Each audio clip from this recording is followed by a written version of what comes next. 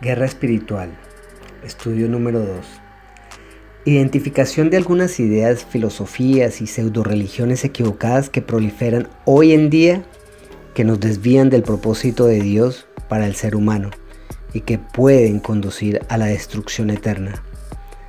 Hola, mi nombre es Awisa Natán. Nuestra sociedad actual, en general, está siendo manipulada por aquellos que promueven las ideas que hay detrás del materialismo, el comunismo, el ateísmo, el agnosticismo, esoterismo, panteísmo y muchos otros ismos. Esta es la corriente de este mundo conforme al príncipe de la potestad del aire, el espíritu que ahora opera en los hijos de desobediencia. Efesios 2:2. Una mayoría de nuestro mundo actual sigue esta corriente que tiene como causa el olvido de Dios y su palabra.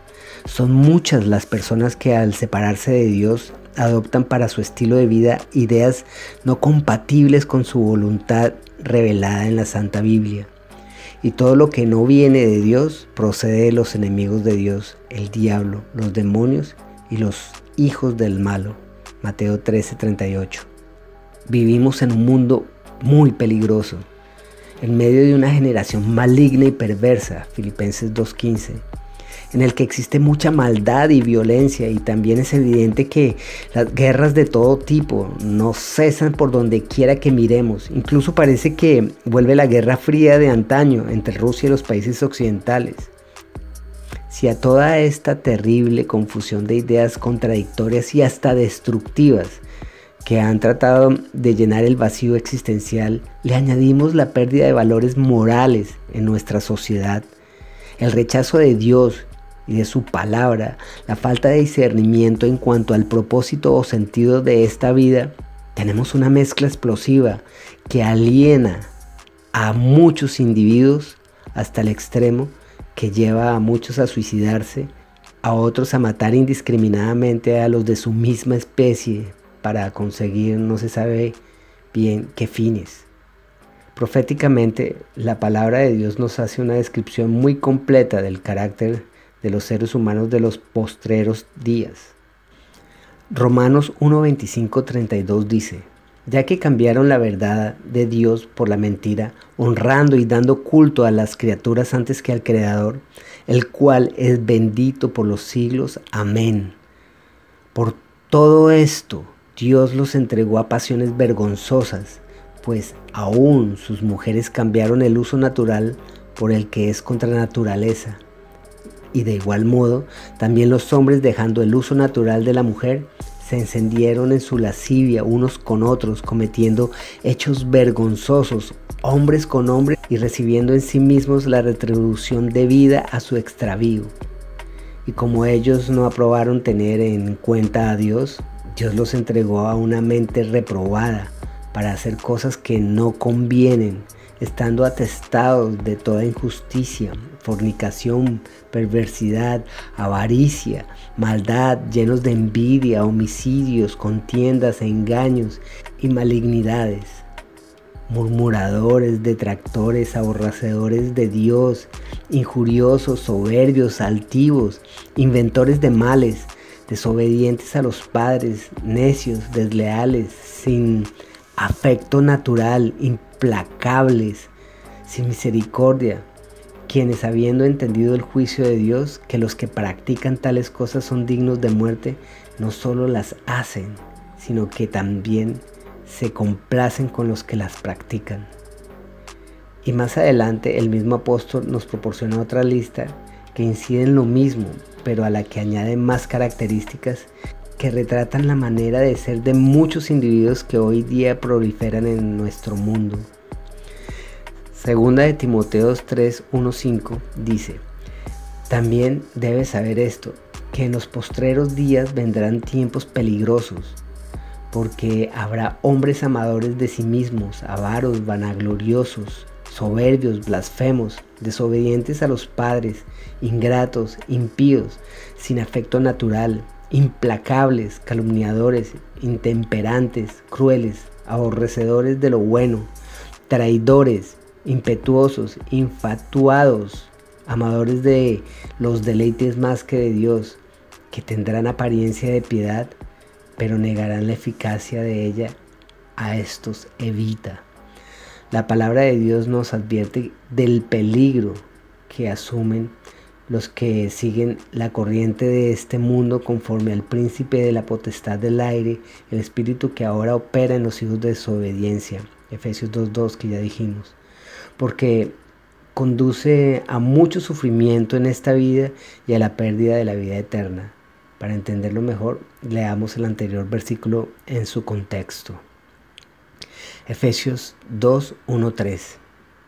Y Él, Dios, os dio vida a vosotros cuando estabais muertos en vuestros deleites y pecados, en los cuales anduviste en otro tiempo, siguiendo la corriente de este mundo, conforme al príncipe de la potestad del aire, el espíritu que ahora opera en los hijos de desobediencia, entre los cuales también todos nosotros vivimos en otro tiempo en los deseos de nuestra carne, haciendo la voluntad de la carne y de los pensamientos, y éramos por naturaleza hijos de ira, lo mismo que los demás.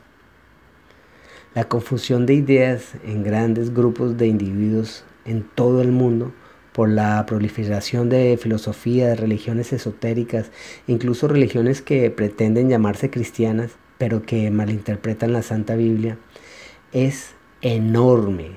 De ahí el gran desconcierto que existe en nuestros jóvenes y no tan jóvenes, que les hace caminar sin rumbo y ser como, abro comillas, niños fluctuantes, llevados por doquiera de todo viento de doctrina, por estratagema de hombres que para engañar emplean con astucia las artimañas del error, cierro comillas, Efesios 4:14. En relación con lo que antecede y a modo de ejemplo, voy a compartir algo de lo que me escribieron dos personas en distintas fechas el año pasado, 2017, cuando contactaron conmigo para exponerme algunas ideas que ellas habían asumido como verdaderas.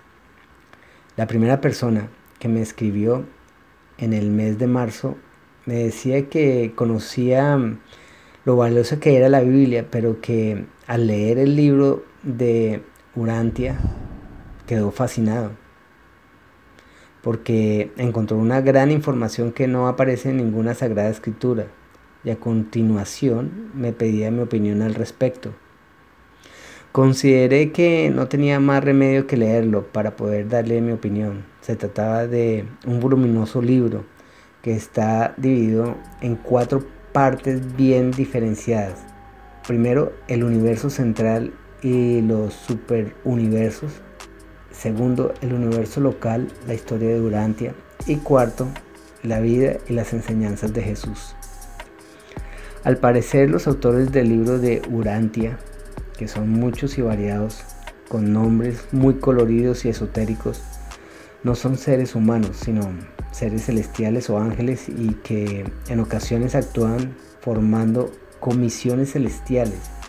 Citemos, por ejemplo, algunos de los nombres que aparecen como redactores del capítulo del libro de Urantia: consejero divino, censor universal, perfección de la sabiduría, mensajero poderoso, un elevado en autoridad, jefe de los apóstoles, hijo varón Dadek, estrella vespertina, Melquisedec, arcángel, Lanondec secundario, portador de vida, Solonia, jefe de los serafines, comisión de los medianos, etc.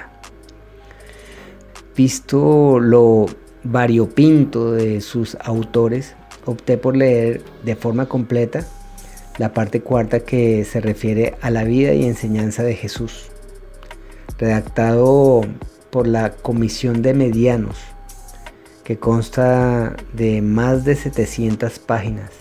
Y me limité a hojear el resto porque, además de que no disponía del tiempo suficiente para leer el libro entero, pensé que, aparte de saciar mi curiosidad, sería desperdiciar mi tiempo. El libro de Urantia posee muchísima información que no puede ser corroborada ni por la ciencia ni por la Biblia. En este libro tan extenso, más de 2000 páginas, encontramos especialmente en la última parte que se refiere a la vida de Jesús, muchísimas citas que se han transcrito casi al pie de la letra de los textos de los evangelios. En otras se ha transmitido con distintas palabras del mismo sentido existente en los mismos, pero se han añadido muchísimos discursos de Jesús y se ha narrado una historia de Jesús desde su nacimiento año por año y de supuestos viajes que él hizo a Roma y por Asia, etcétera, que no están reconocidos en la palabra de Dios. Creerse todo o parte de lo que se relata puede ser muy peligroso, porque fácilmente nos pueden introducir todos los gazapos que quieran, puesto que no está en nuestras manos el comprobar su veracidad. Y por otro lado, leer este libro entraña un riesgo evidente, porque se hacen unas afirmaciones que coinciden con las que están en la Biblia, junto a otras que no existen en la palabra de Dios. De estas últimas, muchas se pueden comprobar que no se ajustan a la verdad, porque son contrarias a lo que Dios nos ha revelado en las Sagradas Escrituras. Pero hay revelaciones en el citado libro que simplemente no han sido reveladas por Dios y por tanto la prudencia nos aconseja a no tomarlas en cuenta porque podríamos ser engañados o defraudados. Sin embargo, sí podemos analizarlo todo, es decir, filtrar todo su contenido mediante la única revelación verdadera, fiable y solvente que es la Biblia. Con ella y solo con ella debemos medir todo lo que se nos revela. Esta es la única manera de discernir la verdad del error. A veces es difícil diferenciar dos ideas porque pueden ser muy parecidas, pero que sutilmente desvían de la verdad. También comprobé que al lado de revelaciones muy sutiles y difíciles de comprobar su veracidad, se presentan otras que chocan frontalmente con la revelación bíblica y que, aunque tampoco podamos comprobar su veracidad, se nos hace más difícil rechazarlas por estar en flagrante contradicción de la verdad de la Biblia. Como ejemplo, señalamos la revelación de determinados personajes celestiales que son descritos como si fueran dioses de universos locales, algunos con reminiscencias bíblicas y del paganismo, como por ejemplo lo siguiente: Dios el séptuple, cuyos sucesivos niveles el hombre mortal los encuentra en el orden siguiente: primero, los hijos creadores y espíritus creativos maternales; segundo, los ancianos de los días; tercero, los 7 espíritus rectores; cuarto, el ser supremo; quinto, el actor conjunto; sexto, el Hijo eterno; séptimo, el Padre universal. Capítulo 16, 7 espíritus rectores, páginas 184 y 252 del PDF. Sería interminable hacer una crítica detallada de todos los errores y falsedades que se vierten en el libro de Urantia, porque sería como pretender criticar una novela de ciencia ficción. Por eso debe bastarnos esta pequeña muestra citada para desenmascarar todo el libro. Lo anterior es muy grave porque nos lleva a la creencia pagana de la existencia de muchos dioses, tantos como hijos de Dios. Hasta aquí la experiencia que tuve con la primera persona citada antes. Al principio del mes de junio, una segunda persona me escribió. Me decía: la Biblia no ha de interpretarse de forma literal, menuda insensatez. Después supe que esta persona había asumido completamente los postulados de un tal Neville Goddard. Debo reconocer que hasta entonces yo nunca había oído hablar de este, al parecer, famoso personaje que nació en 1905 en Barbados, Antillas Británicas, que de joven se trasladó a Nueva York y al cabo de algún tiempo se dedicó a dar conferencias en las que explicaba las verdades bíblicas, dándoles siempre una interpretación simbólica. Neville Murió en octubre de 1972 en Los Ángeles. A fin de no perder mucho tiempo, he hojeado solo un libro de Naville titulado 5 lecciones con preguntas y respuestas. No aconsejo a nadie que los lea, pues si no es un cristiano muy maduro en la fe de Cristo, puede entrar en confusión. Solo presentaré unas frases extraídas de su libro porque creo que bastará para darnos cuenta de su ideología. Por lo que he podido deducir de lo que he leído, él tenía una concepción panteísta del universo, porque sostenía que todo es Dios, cada yo soy, es decir, cada ser humano es Dios. Veamos esta pequeña muestra. Dios es la conciencia del hombre, su conciencia, su yo-soidad. La conciencia es la sola y única realidad, por lo tanto debemos formar el objeto de nuestro deseo de nuestra propia conciencia. Interpretación de Neville Goddard de Juan 14, 2, 3. Dice: en la casa de mi padre hay muchas mansiones. Si no fuera así, os lo hubiera dicho. Voy a preparar un lugar para vosotros.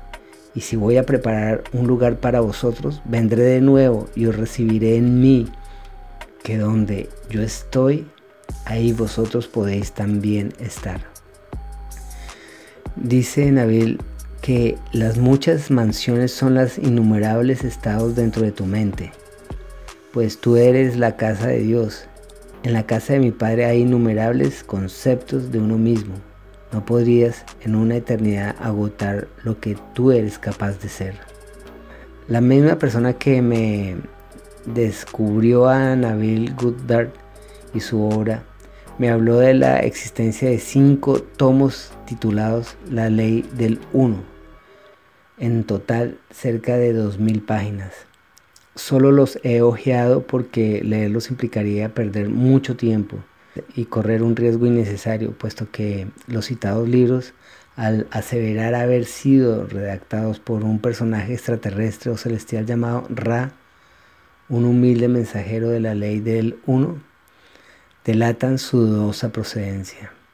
Como ejemplos de la gran confusión de ideas y de variadas filosofías que han proliferado en esta época, creo que es suficiente, porque no acabaríamos nunca de citar las muchísimas publicaciones que dicen proceder de Dios y ser verdad revelada por Dios, las cuales se pueden encontrar en internet. Lo que no quiero para mí, tampoco lo deseo para otros. Por tanto, no aconsejo leer esas publicaciones citadas, sino solo prevenir de ellas, de las decepciones que pueden ocasionar, si no se tienen sólidos fundamentos en la fe cristiana. No obstante, si lo hacemos, no asumamos como verdad todo ello, sino reconsideremos cada idea examinándola a la luz de la Santa Biblia y aceptemos solo lo que esté de acuerdo con la misma. Y todo lo que no está revelado en la palabra de Dios, pongámoslo en cuarentena. Es decir, lo que contradice claramente la Biblia, rechacémoslo directamente. Y lo que no lo aceptemos, sino reservémoslo como cosas que necesitan verificación. En cualquier caso, sigamos los consejos de San Pablo. Primera de Tesalonicenses 5:21. Examinadlo todo, retened lo bueno.